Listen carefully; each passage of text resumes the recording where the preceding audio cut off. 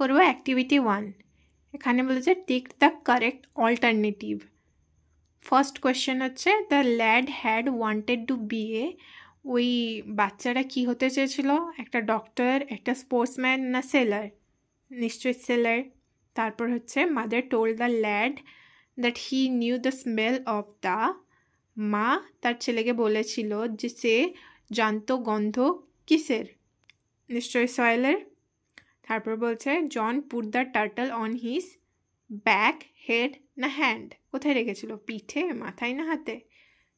মাথায়। The ferryman wanted to know John's, ফেরিম্যান কি জানতে চেয়েছিল জনের সম্পর্কে? তার এজ, নেম না হার্টসের ডিজায়ার?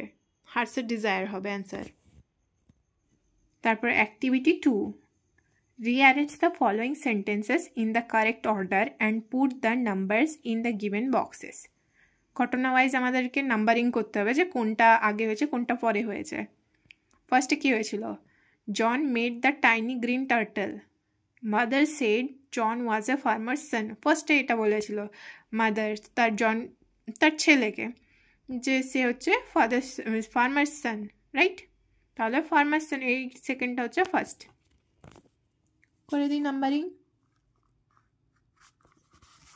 তারপরে জন মিট করেছিল ওই গ্রিন টার্টলটাকে, তাই 2 এটা।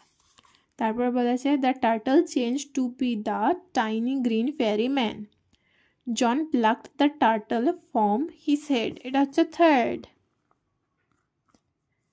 তারপরে এটা হচ্ছে ফোর্থ। তারপরে জন বাউড ব্যাক, এটা হচ্ছে 5।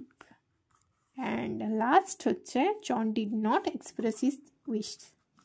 all right, তারপর activity 3 কি বলেছে? answer the following question. why do you think John thought that the turtle would be safe on his head? এটা ওইখান থেকে পড়বে দেন নিজেরা করবে। ওকে।